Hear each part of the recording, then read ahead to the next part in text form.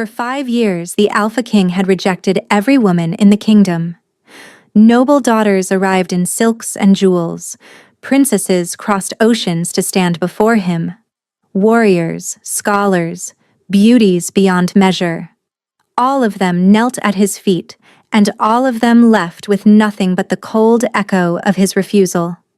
The court whispered that he was cursed, that his heart had turned to stone, that perhaps the bloodline of Valdoria would end with him, and the kingdom would crumble into chaos. They weren't entirely wrong. What no one knew, what Cale guarded more fiercely than his throne, was the truth that lived in his veins. The ancient darkness coiled around his heart, waiting, hungry, ready to consume him the moment he dared to love. So he rejected them all. Every single one. Until the day his best friend's sister walked into the Great Hall. Seren wasn't supposed to be there. She'd been hidden away for years, disgraced and forgotten, carrying a secret so terrible that her own family had erased her from memory. She expected nothing from this day except more humiliation. But when the Alpha King's gaze found hers across the crowded hall, something shifted. He didn't look away. And when he spoke, his voice carried like thunder through the stunned silence. Her. I choose her. He would marry her, protect her, give her everything she could ever need. But only under one condition: he would never love her. Neither of them understood how impossible that vow would become. The Great Hall of Valdoria had witnessed coronations, treaties, and declarations of war. But tonight, it held something far more desperate. Another selection ceremony. 300 women stood arranged in perfect rows across the marble floor. Daughters of lords and generals, merchant princes, and foreign dignitaries. Every one of them dressed in their finest, perfumed and polished and desperate to be chosen. 5 years of this. 5 years of ceremonies and rejections, of hopes raised and crushed, of the kingdom's most powerful families offering their daughters like sacrifices to a god who refused to be appeased. And still, the throne remained without a queen. High Counselor Brennick stood near the dais, his weathered face tight with barely concealed frustration. The kingdom needed an heir. The noble houses were growing restless. Alliances were fraying at the edges, and whispers of rebellion had begun to slither through the eastern provinces. The Alpha King needed a mate, but the Alpha King, it seemed, needed nothing at all. Cale sat upon the obsidian throne as if it were a prison rather than a seat of power. His dark hair fell across his forehead, and his eyes, pale as winter frost, unsettling in their intensity, swept across the assembled women with the same cold disinterest he'd shown at every ceremony before this one. He was beautiful. Even his enemies admitted that. The kind of beauty that belonged to winter storms and sharp blades. Dangerous, merciless, impossible to look away from. But there was something else beneath the surface, something the court couldn't name. A coldness that went deeper than temperament. Standing to the left of the throne, arms crossed over his broad chest, was Jorek Thane, the king's shield. Cale's closest friend since childhood, and the only person in the kingdom who could speak to him without formal address. Tonight, Jorek looked like he'd swallowed broken glass. You could at least pretend to consider them, Jorek muttered, low enough that only Cale could hear. I am considering them. Cale's voice was flat. I'm considering how quickly I can end this. The council is losing patience. The council can choke on their patience. Jorek exhaled slowly. He'd known Cale for 23 years, had fought beside him in 3 wars, had watched him transform from a reckless prince into this cold, untouchable king. And still, after all this time, he couldn't understand what had changed. Something had broken inside Cale 5 years ago. Something he refused to speak about. The ceremony droned on. The Master of Rites announced each woman's name and lineage with practiced formality. One by one, they approached the throne. One by one, Cale dismissed them with a word or a gesture, or sometimes simply a look that sent them retreating with tears streaming down their faces. Jorek watched a duke's daughter stumble away, her shoulders shaking with quiet sobs, and felt his jaw clench. "This is cruelty," he said. "This is mercy," Cale replied. "They wouldn't want what I have to offer."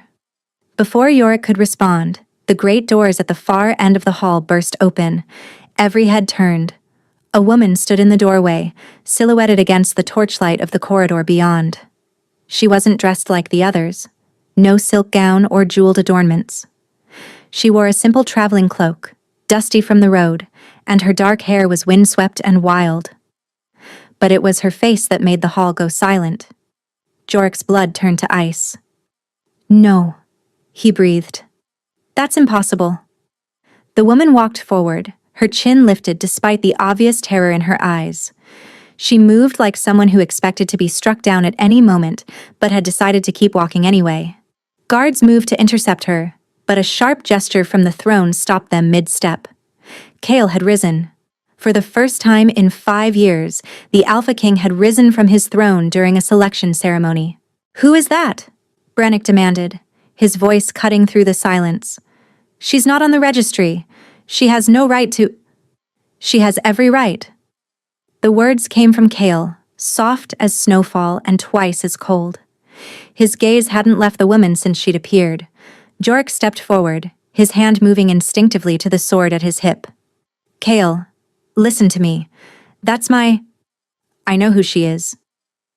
The woman had stopped at the base of the dais. Up close, the resemblance to Jorik was unmistakable. The same sharp cheekbones, the same dark eyes, the same stubborn set of the jaw. But where Jorik was all controlled strength, she was something else entirely. Something wounded and fierce and utterly, impossibly alive.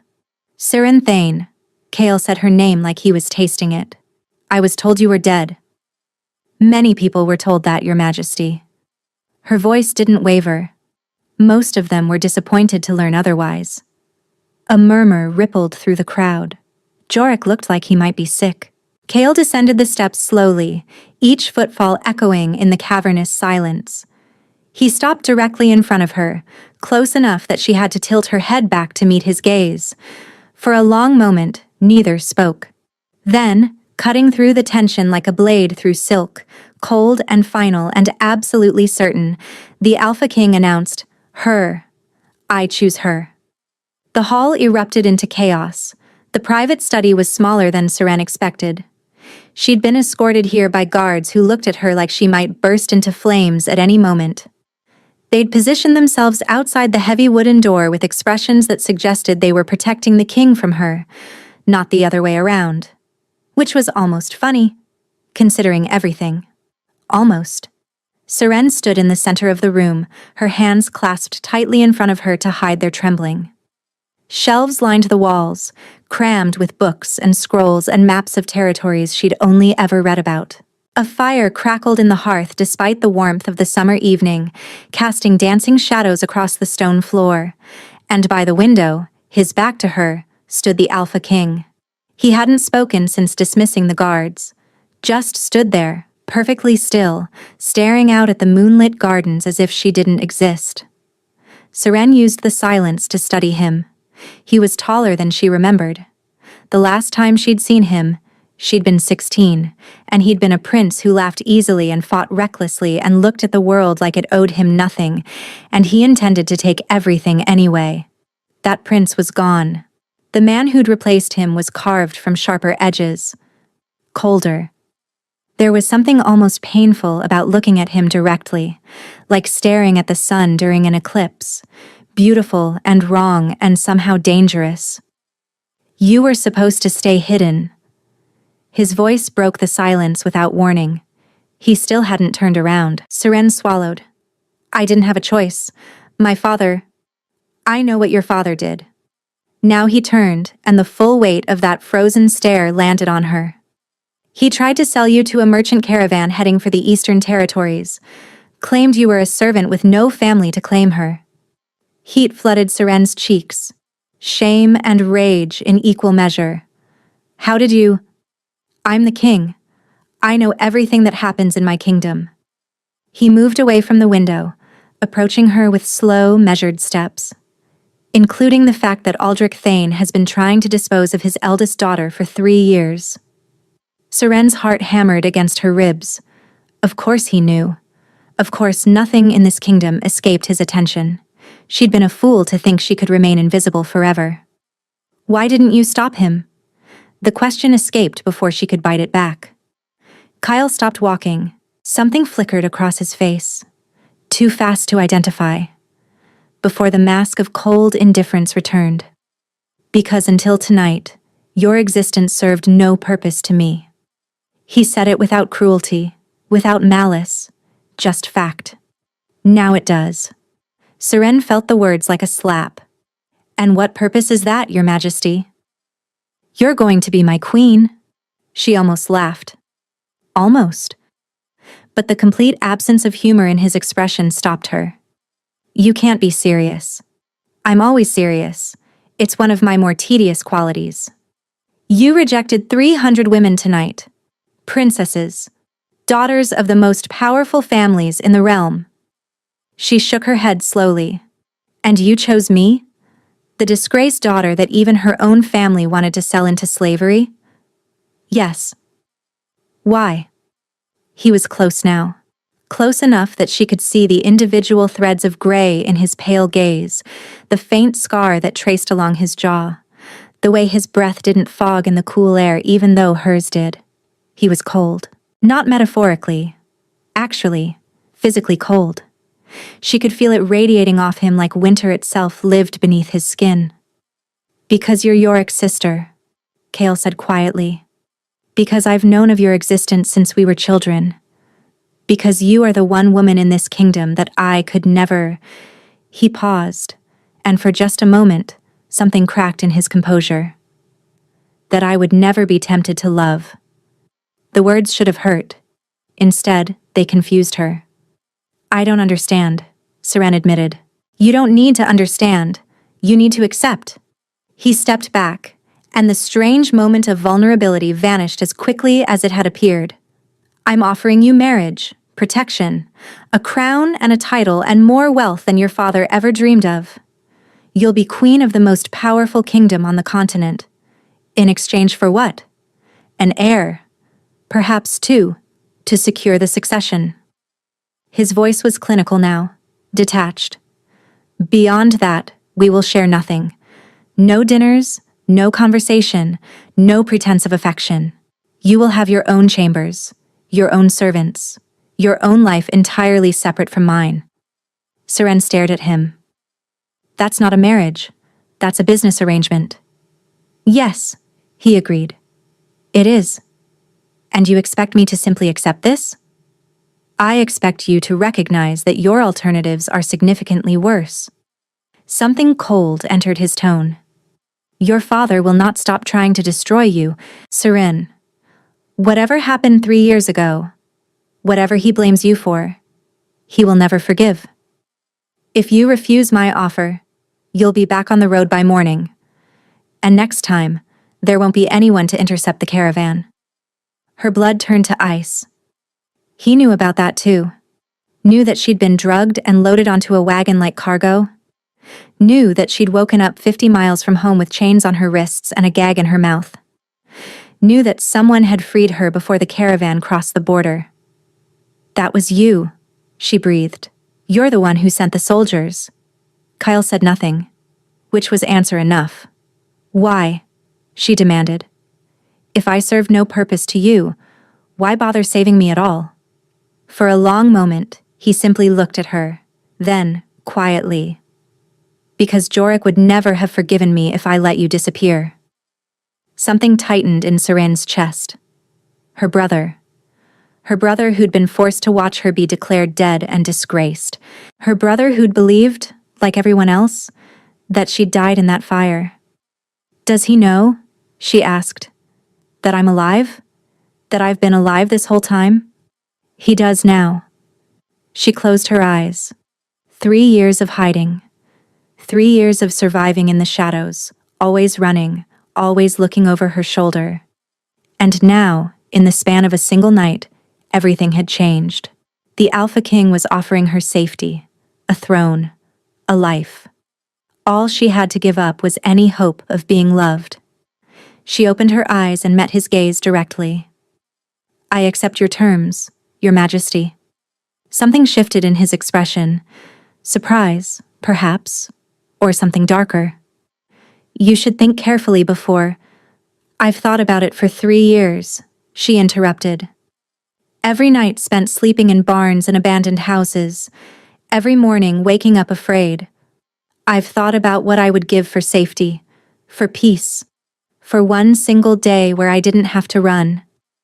She lifted her chin. You're offering me all of that. I don't care about love. I don't care about affection. I care about surviving. Kale studied her for a long, unreadable moment. Then he nodded once. The wedding will take place in 3 days. My steward will see to the arrangements. He turned toward the door, then paused with his hand on the handle. One more thing. Yes? He didn't look at her. I will never love you, he said quietly. Please understand that. No matter what happens, no matter how long we're bound together, I cannot love you. It's not cruelty. It's not coldness. It's simply impossible. And then he was gone, leaving Seren alone with the crackling fire and the impossible weight of everything he hadn't said. The council chamber blazed with morning light. Seren had slept perhaps an hour, fitful, restless, and plagued by dreams she couldn't remember, but woke from with tears on her cheeks. The blind servants who'd arrived at her chambers had bathed her, dressed her in borrowed silks, and led her through endless corridors to this moment, this room, these people. A long table dominated the space, surrounded by stern-faced advisors in formal robes. The Alpha King sat at the head, his expression revealing nothing. To his right, Jorik stood rigid as a statue, his jaw clenched so tightly Seren could see the muscle jumping beneath his skin. And at the far end of the table, barely looking at her, sat her father. Aldrich Thane had aged in 3 years. His hair had gone gray at the temples, and deep lines carved his face like wounds. But his eyes, those cold, calculating eyes, were exactly as she remembered them. He looked at her the way one might look at a stain on an otherwise pristine floor. Please sit. Kyle gestured to a chair near him. Seren sat, her hands folded in her lap to hide their trembling.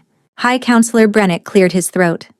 Your Majesty, the marriage contract has been prepared according to your specifications. If you'd like me to summarize the terms. That won't be necessary. Kale picked up the document, scanned it briefly, and then set it down. The terms are straightforward. He looked at Seren, or rather, at some point slightly to the left of her face. You will be my queen. You will have access to the royal treasury, your own household, your own guard. In return, you will provide the kingdom with heirs and fulfill whatever ceremonial duties your station requires. And what of my daughter's history? Aldrich's voice sliced through the room like a blade. Does His Majesty truly intend to place a murderer on the throne of Valdoria? The word hung in the air, poisonous and heavy. Seren's hands clenched beneath the table. She didn't look at her father. Couldn't look at him without remembering the way he'd dragged her from her bed that night, the accusations he'd screamed, the hatred in his voice when he'd pronounced her dead to him. I was speaking to my future queen, Kale said calmly. Not to you. Aldrich's face flushed. Your Majesty, with respect. You have no respect. The temperature in the room seemed to drop several degrees. You have contempt for your daughter, resentment for your son's position, and ambition that far exceeds your capabilities. What you do not have is permission to speak in this chamber. Silence crashed over the table. Jorik's eyes darted to Kale, surprise breaking through his careful composure. Brennick and the other counselors exchanged uneasy glances, and Seren. Seren felt something warm and unfamiliar bloom in her chest. No one had ever defended her, not once in her entire life. My future queen, Kale continued, turning back to her. Is there anything in these terms you find objectionable? Seren forced herself to breathe.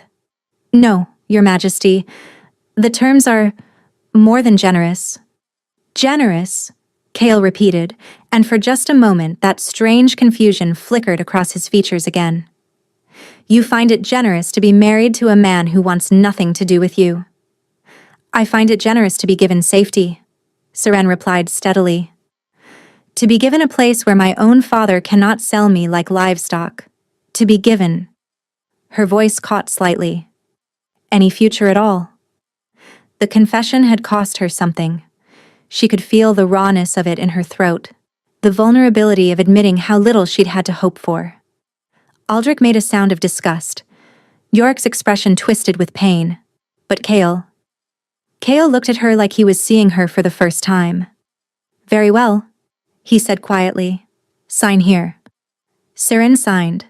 Her hand was steady now, the trembling gone. Whatever fear remained had been burned away by something fiercer, determination. Aldrich signed as witness, his pen scratching across the parchment with barely suppressed fury. The counselors added their signatures. And then it was done. She was going to be queen. The meeting dispersed slowly. Counselors filed out, whispering among themselves. Aldrich left without looking at her, his footsteps sharp against the stone floor. Seren was almost to the door when a hand closed around her arm. She spun, heart hammering, and found herself face to face with her brother. Jorik's eyes were red-rimmed. His grip was gentle despite its urgency. I thought you were dead, he whispered. For 3 years, I thought. I know. Her voice broke. Jorik, I'm so sorry. I wanted to tell you, but Father... I know what Father did. Something dark crossed his face. I know everything now. They stood in silence for a moment, years of separation and grief pressing between them. Why did you come back? Jorik asked finally. You could have stayed hidden. You could have been safe. Seren shook her head slowly. I was never safe. I was just running. And I couldn't run anymore. So you came here? To him? There was something in his voice, a warning perhaps, or a question he couldn't quite bring himself to ask. You're his closest friend, Seren said carefully. Do you think he'll hurt me? Jorik's jaw tightened. Cale has never raised a hand to anyone who didn't deserve it. That's not what I asked. Her brother looked away. When he spoke again, his voice was barely audible. He's not the boy you remember, Seren. Something happened to him 5 years ago. Something that changed him. He won't talk about it. Won't let anyone close. Won't... He stopped, shaking his head. Just be careful. Please.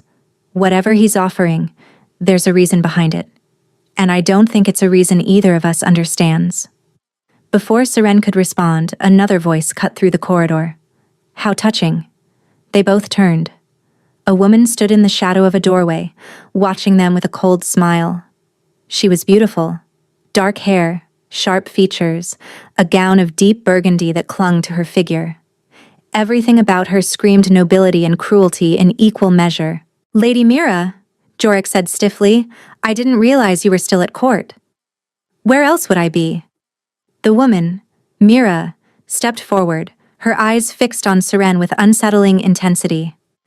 Especially now that our dear king has finally chosen a bride, and such an interesting choice. Seren felt her spine stiffen. I don't believe we've met. No, you wouldn't remember me. You were just a child when your family sent you away in disgrace. Mira's smile widened. But I remember you. I remember the fire. I remember the screaming. I remember the body they pulled from the ashes. That's enough, Jorik growled. Is it? Mira tilted her head, her gaze never leaving Seren's face. Does His Majesty know, I wonder?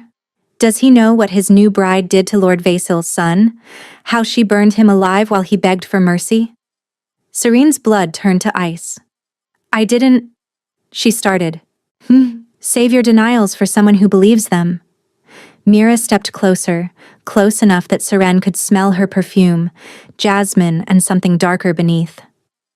The king thinks he's chosen a meek little victim, someone too broken to be a threat. Her voice dropped to a whisper. But I know what you are, and when he discovers the truth, when he sees the monster beneath that pretty face, he'll destroy you." She swept past them without another word, her heels clicking against the stone. Seren stood frozen, her heart pounding, her father's accusations echoing in her mind alongside Mira's poisonous words. Murderer. Monster. Seren. Jorik's hand found her shoulder. Whatever she said, it's true. The words came out hollow. Everything she said. It's all true. No. Her brother's voice was fierce. I don't believe that. I've never believed it. You should. Seren pulled away from his grip, blinking back the tears that threatened to fall. Because when the king finds out, and he will find out, he won't just destroy me, Jorik. He'll destroy everything I touch. She walked away before he could respond. But his words followed her down the corridor, haunting her long after she'd reached the solitude of her chambers. Something happened to him 5 years ago. Something that changed him. What had happened to the Alpha King? And what would happen to her when he discovered what she'd done? The night before her wedding, Seren couldn't sleep. She wandered the castle corridors like a ghost, her borrowed silk robe whispering against the cold stone floors. The guards stationed at various posts acknowledged her with stiff nods, but made no move to stop her. She was their future queen, after all. The thought still felt absurd. She found herself in the east wing, drawn by the faint glow of candlelight spilling from beneath a heavy oak door. The library. She discovered it on her second day at the castle.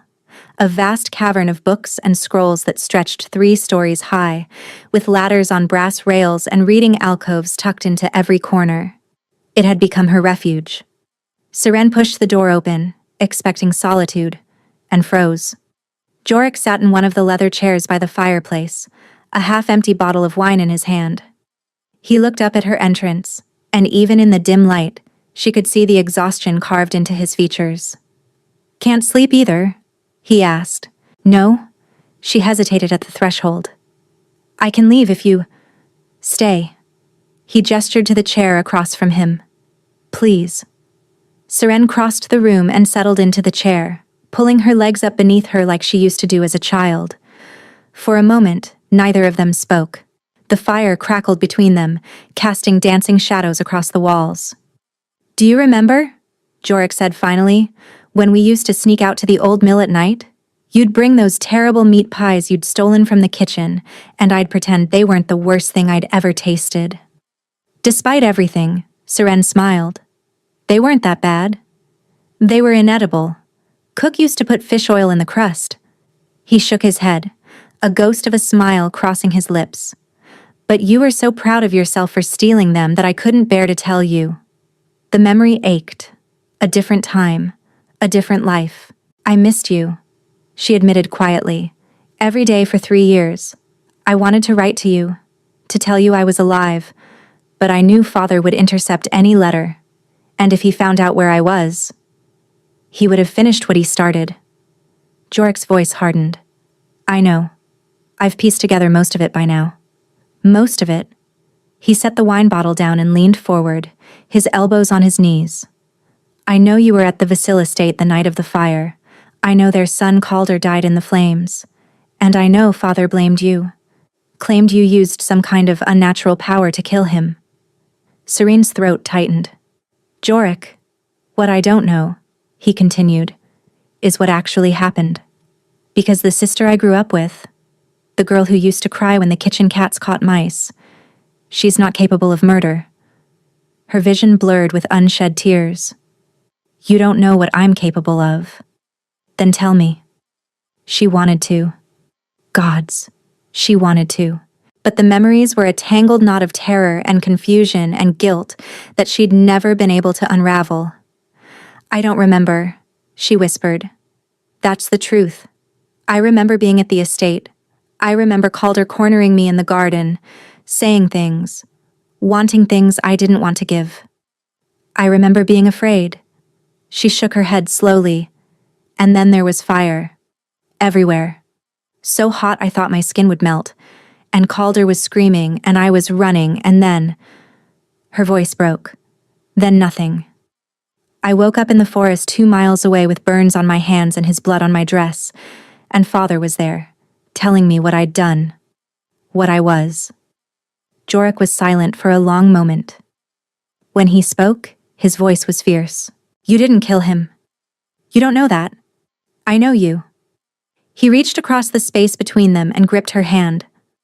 Whatever happened that night, whatever power you might have, you're not a murderer, Seren. I'd stake my life on it. She wanted to believe him, wanted it so desperately that it hurt. There's something else, Jorik said, his tone shifting. Something you need to understand before tomorrow. Seren wiped her eyes. About the wedding? About Kale. He released her hand and sat back. 5 years ago, something happened to him. Something that changed everything. You mentioned that before. What was it? Jorik's jaw tightened. He was engaged. To a woman named Lyanna. She was good for him. Made him laugh. Made him reckless in the best ways. They were going to be married the summer after his coronation. A chill crept down Seren's spine. What happened to her? She died. The words came out flat, hollow. 3 days before the wedding. Some kind of wasting sickness that came on suddenly and took her within hours. That's terrible. It was. Jorik's eyes met hers, and something dark lurked in their depths. But that's not the worst part. The worst part is what happened to Kale when she died. What do you mean? I mean he changed. Not just emotionally, physically. He used to run hot, the way all strong alphas do. But after Lyanna's death, he became cold. Like winter had taken root inside him. Jorik shook his head. The healers couldn't explain it. Neither could the scholars or the mages. It's like something fundamental shifted in his very nature. Seren remembered the chill that had radiated from Kale's skin, the way his breath didn't fog in cool air. You think her death cursed him somehow? I think something happened that night that none of us understand. Jorik's voice dropped. And I think that's why he's refused to marry for 5 years. Why he's rejected every woman who stood before him. Because he's afraid of loving someone again? Because he's afraid of what happens if he does. The fire crackled. Somewhere in the castle, a clock chimed midnight. Why are you telling me this? Seren asked. Jorik was quiet for a long moment. Then, because despite what he says, despite how cold he seems, I've seen the way he looks at you. It's different than how he looked at the others. He met her gaze directly. And that terrifies me, Seren, because if he starts to feel something for you, and if that feeling triggers whatever darkness is living inside him. He didn't finish the sentence. He didn't need to. Get some sleep, Jorik said, rising from his chair. Tomorrow changes everything. He left her alone in the library, surrounded by books and shadows and the terrible weight of everything she didn't understand. The Cathedral of Valdoria had stood for 700 years. Its spires pierced the clouds like stone fingers reaching for heaven, and its stained glass windows cast fractured rainbows across the marble floor. Today, every pew was filled. Noble families in their finest silks, foreign dignitaries in formal regalia, common folk who'd been granted entry to witness history. The Alpha King was finally taking a bride. Seren stood at the entrance, her pulse thundering in her ears. The wedding gown was heavier than anything she'd ever worn. Layers of white silk and silver embroidery, a train that stretched 10 feet behind her. A veil obscured her features, thin enough to see through but thick enough to blur her face into something ethereal and unknowable. She'd requested the veil herself. Not to hide her beauty or lack thereof, but to hide her fear. To hide the tears that kept threatening to fall. To hide the face of a woman who'd been accused of murder walking into a cathedral full of people who might remember. Ready? The voice belonged to Brennick, who'd been assigned to escort her down the aisle in lieu of her father. Aldrich Thane had refused to participate. Ready, Seren lied. The doors swung open and 1,000 faces turned to stare. The walk seemed to stretch forever. Each step felt weighted with judgment, with curiosity, with barely concealed whispers that followed in her wake. "Is that really Jorik's sister? I thought she died. They say she burned a man alive. What was the king thinking? She's nobody." Seren kept her eyes fixed forward, on the altar where Kale waited. He wore black, as she'd known he would. Formal clothing that emphasized the breadth of his shoulders, the sharp lines of his jaw. A crown of silver sat upon his dark hair, simple but unmistakable in its authority. He was watching her approach with those eyes like frozen starlight, and for once, his expression wasn't entirely cold. There was something else there, something that looked almost like wonder. The ceremony began. The high priest's voice echoed through the vast space, speaking words that had been spoken for centuries. Sacred vows, binding oaths, the eternal promises that would chain her to this man until death parted them. Seren barely heard any of it. She was too aware of Kale standing beside her, close enough that she could feel the cold radiating from his body. Too aware of the weight of her veil, the whispers of the crowd, the way Lady Mira was staring at her from the front pew with barely concealed malice. "The marks of binding," the high priest announced. "Let the king present his mark to his bride." This was the moment. In Valdorian tradition, the bride's face was revealed during the exchange of marks, sacred symbols painted on the forehead with consecrated oil. The crowd would finally see her clearly. Every scar, every flaw, every hint of the fire that had destroyed her life. Kyle stepped closer. His hands rose to the edge of her veil. Serene's breath caught.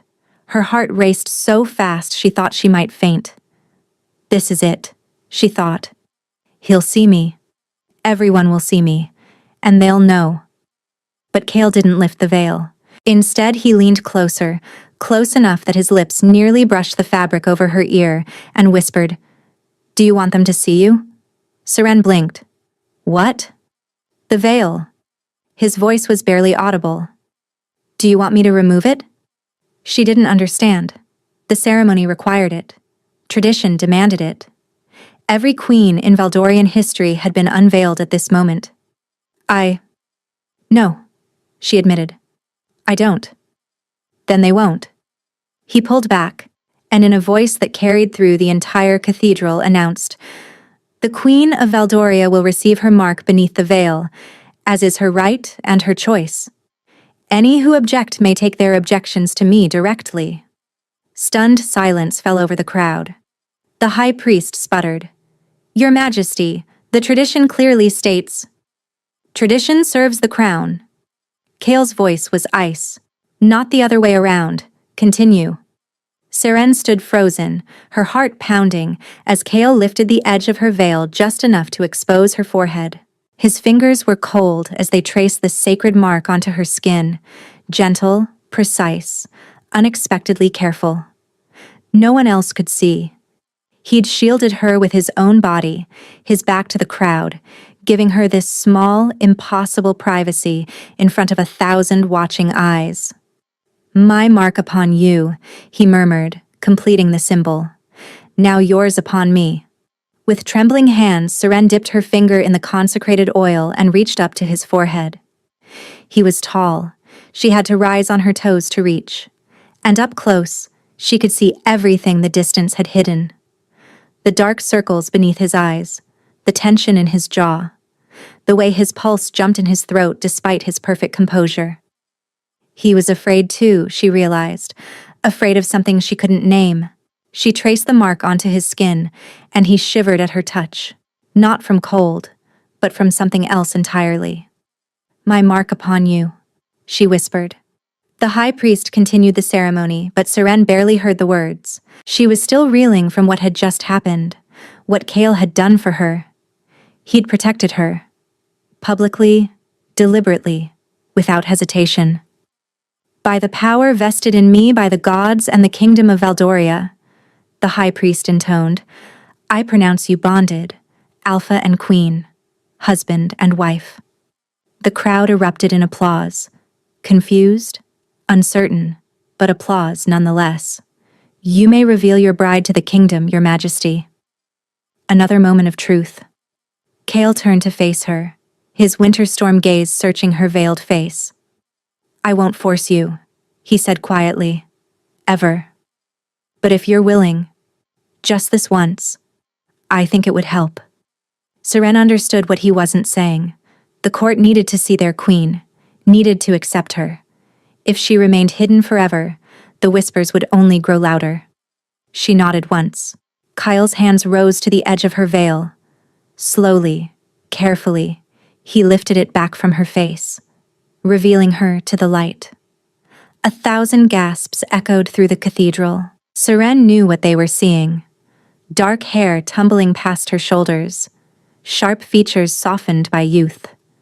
And there, just visible above her left eyebrow, a faint, silvery scar. The only remaining mark from the fire that had destroyed her old life. She lifted her chin and met their stares without flinching. "This is who I am," the gesture said. "This is your queen. Accept it or don't." Kale's hand found hers. His grip was cold but steady. "My queen," he said, loud enough for all to hear. Then, softer, for her alone. "Well done." The crowds roared their approval. But as Kale led her down the aisle toward their new life together, Seren caught Lady Mira's gaze in the crowd. The woman wasn't applauding. She was smiling, a cold, knowing smile that promised this was far from over. The royal chambers were larger than the entire cottage Seren had spent the last year hiding in. A massive bed dominated the space, draped in silk the color of midnight. Candles flickered on every surface, casting the room in warm, golden light. Through the tall windows, the moon hung full and heavy over the castle grounds. Seren sat on the edge of the bed, her wedding gown exchanged for a nightgown of thin white cotton, her hands twisted in her lap. This was happening. This was actually happening. A soft knock at the door made her jump. "Come in," she managed. Kale entered and closed the door behind him with a soft click that seemed to echo in the silence.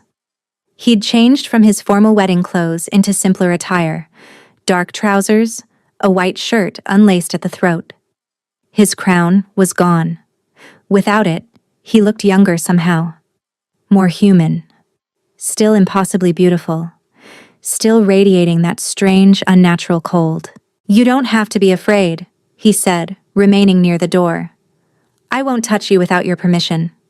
Seren released a breath she hadn't realized she'd been holding. "The contract said—" "I know what the contract said." He moved to the window, keeping his back to her. "An heir. Perhaps two. I remember the terms." A pause. "But I won't force myself on you, Seren. Not tonight. Not ever." Something in his voice made her chest tighten. Not coldness this time, but something else. Something that sounded almost like shame. "Then why are you here?" she asked. "Because the court will expect evidence of consummation." His voice was clinical, detached. "Stained sheets, the scent of union on our skin. Without it, they'll question the legitimacy of any children we might eventually have. So we fake it. If you're willing." She should have felt relieved. She did feel relieved. And yet, something else stirred beneath the surface. Something that felt dangerously close to disappointment. "Stop it," she told herself firmly. "This is exactly what you wanted. Safety without strings. Protection without pain." "How do we—" She trailed off, embarrassed. Kyle turned from the window. Even across the room she could feel the cold emanating from him. That unnatural winter that lived beneath his skin. "The scent is simple enough. We need only be close." He approached the bed slowly, giving her time to pull away. "May I sit?" Seren nodded. He settled onto the mattress beside her, close enough that she could see the pale depths of his unsettling stare. Up close, the cold was more intense, like standing near an open window in deep winter. "You're freezing," she breathed. "I'm always freezing." He said it without self-pity, just fact. "I've grown accustomed to it." "Is that why the castle is so warm? All the fires, even in summer?" A ghost of a smile crossed his lips. "The staff learned quickly. The first winter after my Change. I nearly froze 3 servants who touched me without warning. Froze them? The cold transfers. His jaw tightened. If I touch someone for too long, without control, their temperature drops, their blood slows. In extreme cases. He didn't finish. Horror crept through Seren's veins. And you're planning to touch me? Only with your permission, and only as much as necessary. He met her gaze directly. I've learned to control it over the years.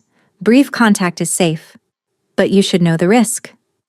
She should have been terrified, should have been running for the door. Instead, she found herself reaching for his hand. He flinched back. Seren, brief contact, she said. You said it was safe. I said I was in control. That doesn't mean... I trust you. The words hung between them, surprising them both. Slowly, carefully, Kyle allowed her fingers to close around his. The cold was immediate and intense, like plunging her hand into a mountain stream. But beneath the chill, his skin was smooth and soft, his palm calloused from years of sword work. You're warm, he murmured, something raw creeping into his voice. So warm. Is that good or bad? I don't know. His thumb traced across her knuckles, feather-light. I haven't been touched in 5 years. Not like this. Not by choice. Seren's heart clenched. 5 years. 5 years of isolation, of cold, of people flinching away from his touch. What happened to you, Kyle? He stiffened. That's not a conversation for tonight. When then? Perhaps never. He released her hand gently and stood. We should proceed. The sooner we create the evidence the court requires, the sooner you can rest. The distance was back. That cold, careful wall he kept between himself and everything else. Seren felt its return, like a physical loss. What do you need me to do? She asked quietly. Lie down. She obeyed, her heart pounding as she stretched out across the silken sheets. Kyle extinguished most of the candles with a wave of his hand. Magic, she realized, or something like it. Until only one remained, casting the room in dim, flickering light. Then he crossed to the bed and stood over her. I'm going to lie beside you, he said. Nothing more. The proximity will transfer enough scent to satisfy the court's requirements. Seren nodded, not trusting her voice. He lowered himself onto the mattress slowly, maintaining several inches of space between them. Even so, the cold radiated from him like waves, raising goosebumps along her skin. They lay in silence for a long moment. The candle flickered. Somewhere outside, a nightbird called. This is strange, Seren said finally. Yes? I mean, I'm lying in bed with the most powerful man in the kingdom, and we're both fully clothed, staring at the ceiling. Would you prefer we weren't? The question, so casual, so unexpected, startled a laugh out of her.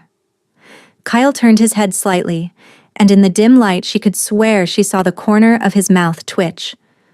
That wasn't a serious offer, he clarified. I know. I simply meant, I know what you meant. She was smiling now, despite everything. You're not as cold as you pretend to be, are you?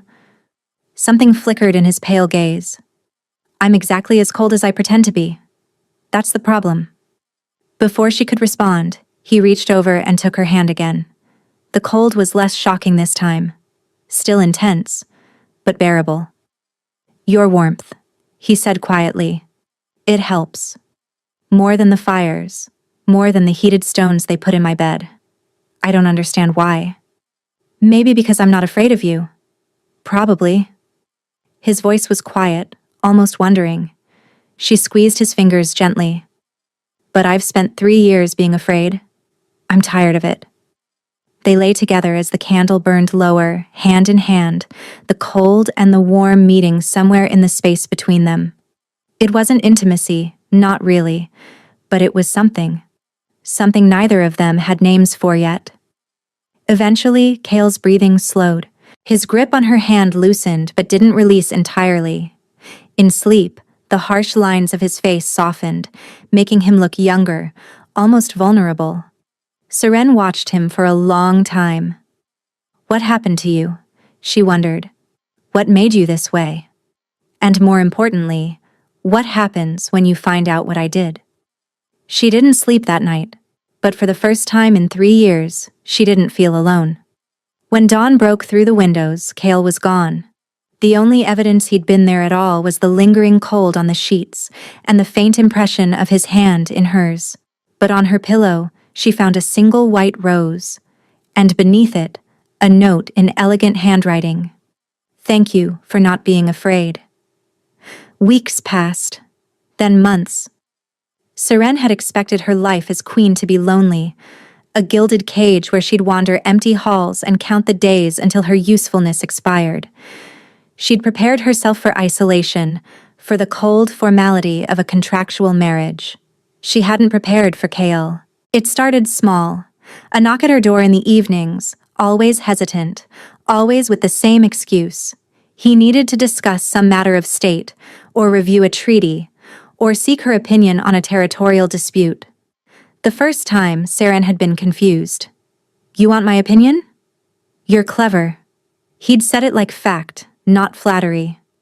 And you see things differently than my advisors. They tell me what they think I want to hear. You tell me the truth.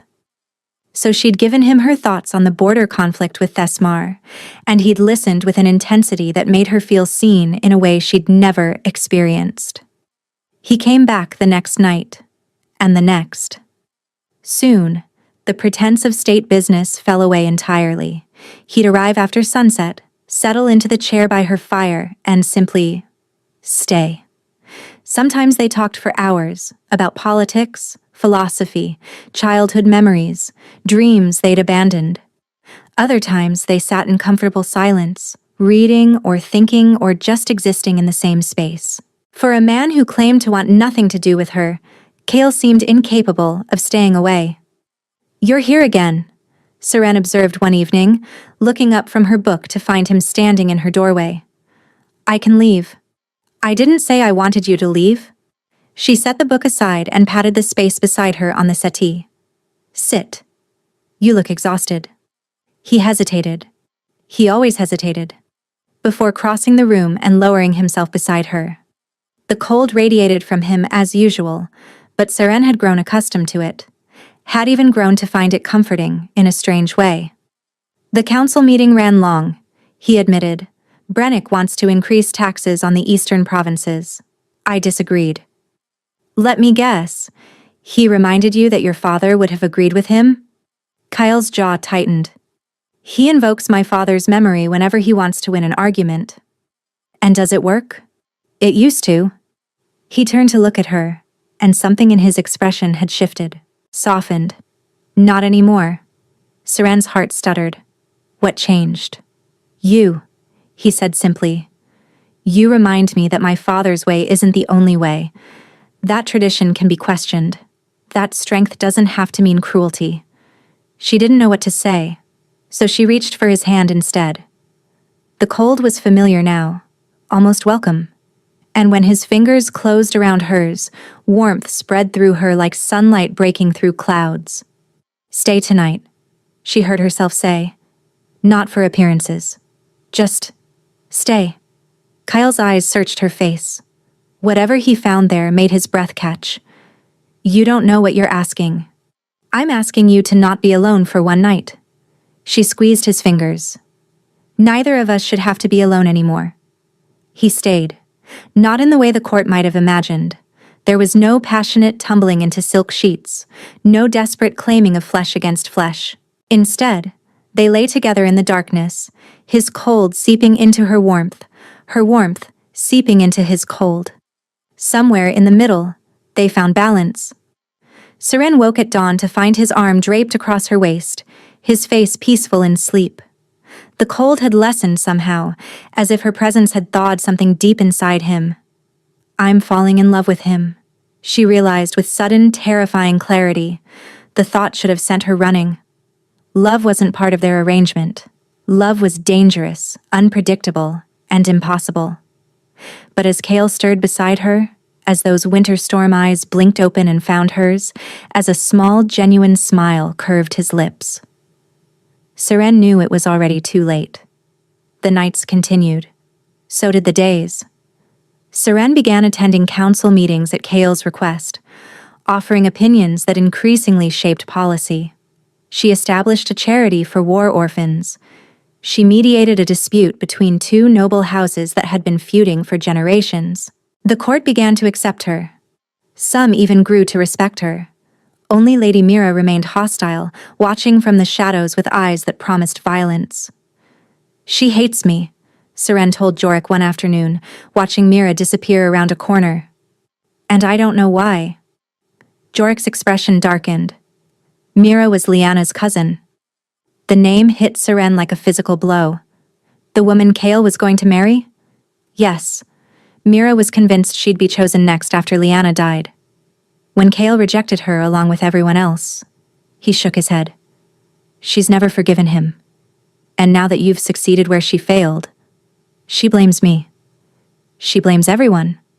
But yes, right now, you're her primary target."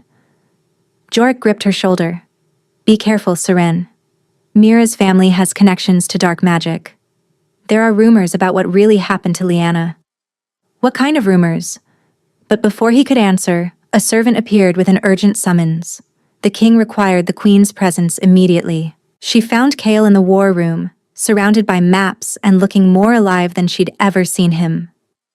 "We did it," he said the moment she entered. "The Thesmar Treaty. They've agreed to every term." Seren's heart soared. She'd spent weeks helping him craft that agreement, arguing over provisions, suggesting compromises. To know it had succeeded. "That's wonderful," she breathed. "It's because of you." He crossed the room in 3 strides and pulled her into his arms. The embrace shocked them both. Kael went rigid, as if realizing what he'd done. His cold seeped into her immediately, more intense than usual, as if his emotions had stripped away his careful control. But Seren didn't pull away. Instead, she melted into him, pressing her warmth against his chill, her face against his chest. "Seren," he whispered, his voice rough. "I shouldn't." "I know." The contract said. "I know what the contract said." She pulled back just enough to look up at him. His eyes were wild with something she'd never seen before. Fear and longing and a desperate, aching need. "I love you," she said. The words fell into the silence like stones into still water. Kyle stopped breathing. His hands tightened on her arms, not painfully, but with the grip of a drowning man. "Don't," he managed. "Seren, you can't." "I love you," she repeated, fiercer now. "I've tried not to.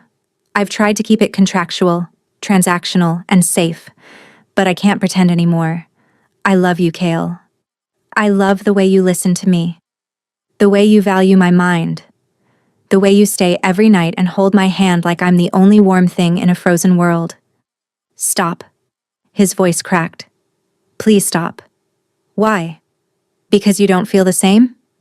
"Because I do." The confession ripped out of him like a wound tearing open. His forehead fell against hers, his breath coming in ragged gasps. "I love you," he whispered. "God's help me. I've loved you since the moment you walked into that hall and looked at me like I was just a man, not a monster. I've loved you through every conversation, every touch, and every night you let me stay. I love you, Seren. I love you more than I've ever loved anything." Joy exploded through her chest, and then Kael screamed. His body convulsed violently. He collapsed to his knees, his hands clutching his chest as if trying to tear something out from inside. "Kael!" Seren dropped beside him. "What's happening? What's wrong?" His skin was turning blue. Frost crept across his cheeks, his hands, his throat. His breath came out in visible clouds, and when she touched him, the cold burned like fire. "The curse!" he gasped. It's activating. I told you, I warned you." "What curse? Kael, tell me." His eyes met hers, gray turning to ice. "If I love, I die. That's the price." That's always been the price. No. Seren gripped his face, ignoring the freezing pain in her palms. No, I won't accept that. Tell me how to stop it. You can't. He was shaking violently now, convulsions racking his body. No one can. It's been this way for generations. Every king who loves freezes from the inside out. There has to be a way. There isn't. His hand found hers, grip weak and fading. I'm sorry. I tried so hard not to love you. I thought if I couldn't see you, if I kept my distance. But you were so warm. So impossibly warm. Stay with me. Tears streamed down her face. Kale, please. Stay with me. I wish.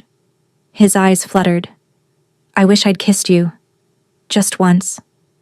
And then his body went limp in her arms. He's not dead. Not yet. The healer's words were the only thing keeping Seren from shattering completely. Kyle lay in his chambers, his body encased in frost that spread a little further with each passing hour. His heartbeat was faint, barely perceptible. His skin had turned the color of winter sky. How long? Seren demanded. A day. Perhaps 2. The healer's voice was grim. The cold is reaching his heart. When it arrives... She didn't need him to finish. Leave us, she commanded. The healer bowed and retreated. The moment the door closed, Seren collapsed beside the bed, her hand finding Kale's frozen fingers. I won't let you die, she whispered.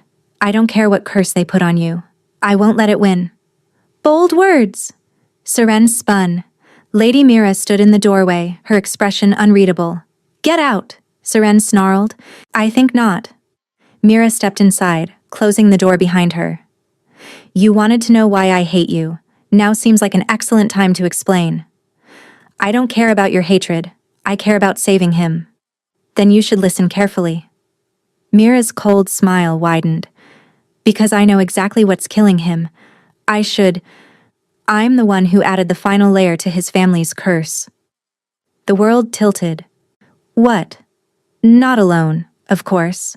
My grandmother was a shadow witch, quite powerful. When Lyanna died, Mira's expression flickered with something almost like pain. She was my cousin, my best friend, and she died because Kale's bloodline is poison. He didn't kill her. No, the original curse killed her, the one placed on his family centuries ago. Mira circled closer. Any woman who truly loves a king of Valdoria wastes away. Lyanna knew the risk, and she loved him anyway, and it destroyed her. Seren's mind raced. So you... What? Added another layer? I modified the curse. If Lyanna had to die for loving him, then Kale should die for loving anyone else. Fair, don't you think? You're insane. I'm grieving. Mira's composure cracked. And now you've done what I never thought possible. You've made him love again. Which means my curse will finally fulfill its purpose. Seren rose slowly, fury burning through her veins. Tell me how to break it. I can't. Shadow magic binds itself. Once triggered, it cannot be undone. There must be a way. Mira tilted her head, studying Seren with new interest. Perhaps. Shadow is darkness, absence, cold.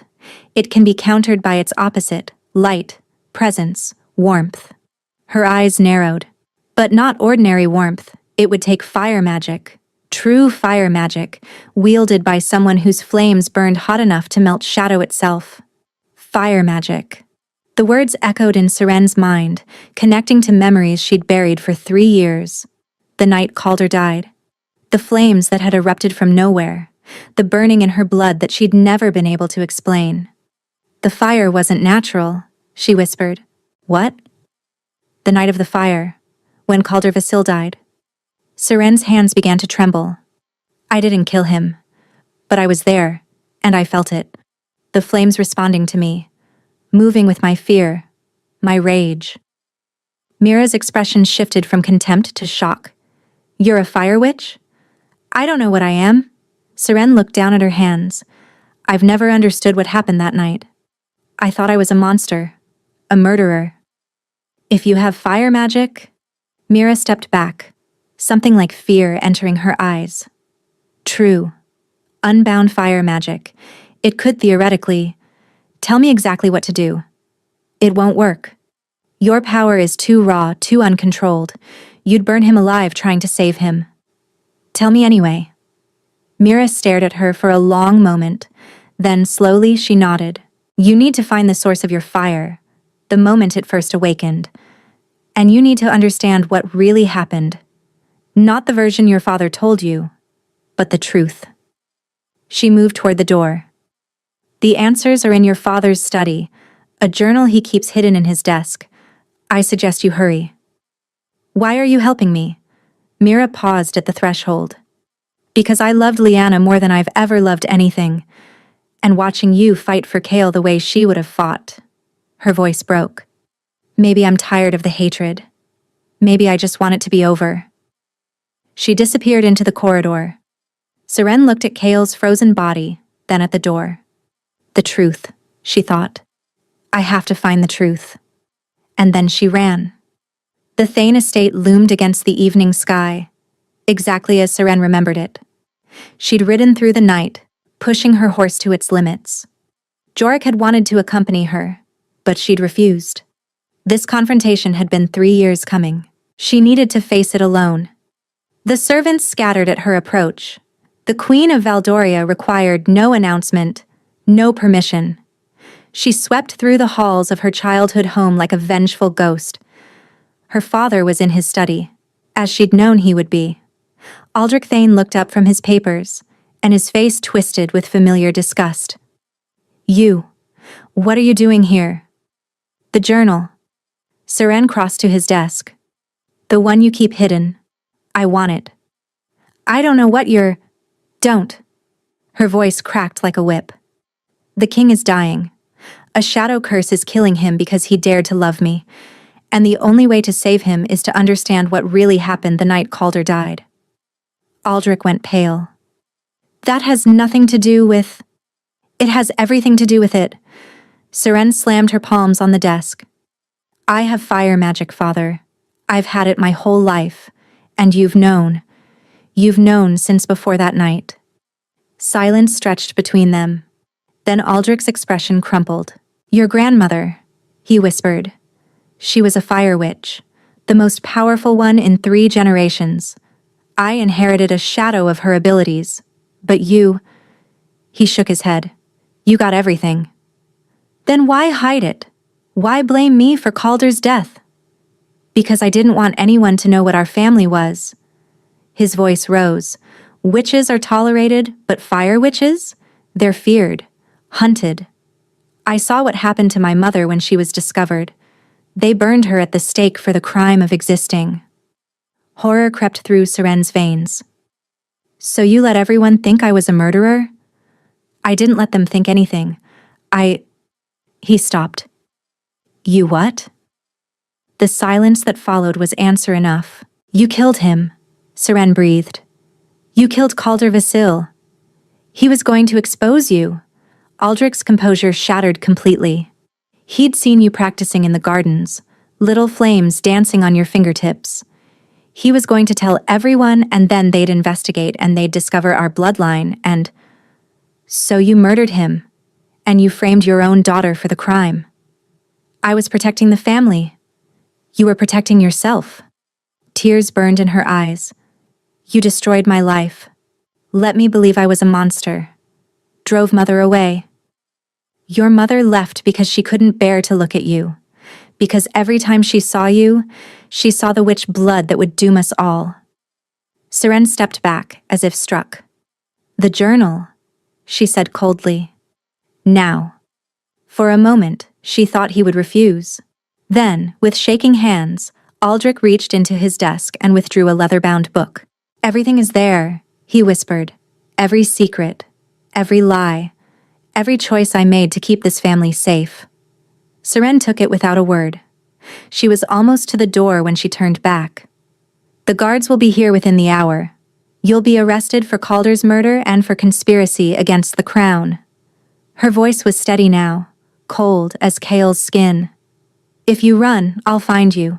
If you hide, I'll find you. This ends tonight." She didn't wait for his response. The ride back to Valdoria was a blur.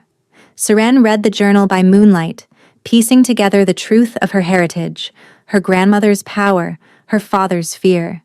The fire that had always lived in her blood, suppressed and denied but never extinguished. By the time she reached the castle, she understood. She wasn't a monster. She never had been. She was a fire witch. And fire was exactly what Kale needed. The royal chambers were freezing. Frost covered every surface. The candles had gone out, unable to survive the cold emanating from Kale's body.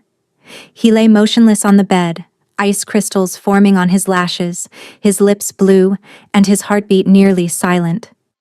Jorik stood by the door, his face streaked with tears. "You're too late. The healers say." "The healers don't know what I know." Seren crossed to the bed. "Everyone out, now." Something in her voice brooked no argument. Jorik and the gathered servants retreated. The door closed. Seren climbed onto the bed, positioning herself above Kale's frozen body. She could feel the curse now, a darkness coiled around his heart, squeezing, consuming. "Fire counters shadow," Mira had said. "Warmth counters cold." She closed her eyes and reached deep inside herself, past the fear and the doubt and the years of believing she was broken.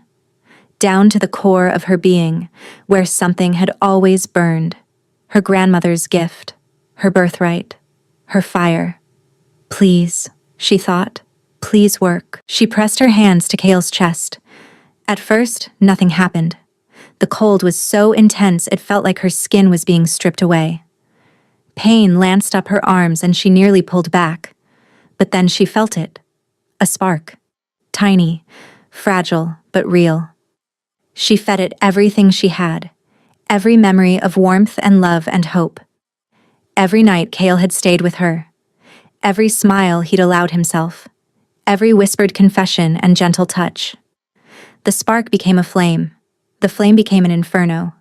Fire erupted from her palms, but it didn't burn. It healed. Golden light poured into Kale's body, chasing the darkness, melting the ice, reaching for his frozen heart. And then deeper still, finding the ancient shadow that had plagued his bloodline for centuries, the original curse, the one that had killed Lyanna. Serene's fire consumed it all, burning away every trace of shadow magic until nothing remained but warmth. Seren screamed. The effort was tearing her apart. But she didn't stop. "I love you," she thought, pouring herself into the fire. "I love you, and I will not let you go." And then, beneath her hands, she felt his heart begin to beat. 1 year later. The gardens of Valdoria had never been more beautiful. Spring flowers bloomed in riotous color, filling the air with sweetness. Sunlight streamed through the ancient trees, dappling the grass with gold. And in the center of it all, surrounded by laughter and love, stood the king and queen. Kale's arm was wrapped around Seren's waist, his skin warm against hers. The curse had shattered completely the night she'd saved him. Not just Mira's addition, but the ancient shadow that had haunted his bloodline for generations. For the first time in centuries, a king of Valdoria could love without death following. And for the first time ever, a woman could love him back without fading away. Future generations would love freely, without fear. "You're staring," Seren murmured. "I'm admiring." He pressed a kiss to her temple. "My wife saved my life with ancient fire magic. I think I'm allowed to stare." "That was a year ago. And I'll be staring for the rest of our lives." She laughed, the sound bright and free in a way it had never been before. So much had changed. Her father sat in a prison cell, convicted of murder and treason. Jorik had been named High Counselor, reforming the kingdom's laws with a fairness that would have been impossible under the old regime. Lady Mira had disappeared after that night, leaving behind only a letter of apology and a promise to seek redemption far from Valdoria.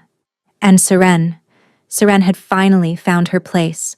She was queen, fire witch, wife. And soon. "You're thinking about the baby," Kale said. Her hand drifted to her stomach, where new life was just beginning to grow. How can you tell? You get this look.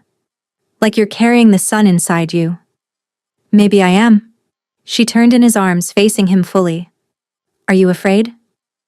Of fatherhood? He considered. Terrified. But I've discovered that fear is no reason not to love something.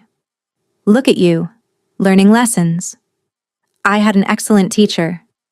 He kissed her then, soft and deep and full of promise.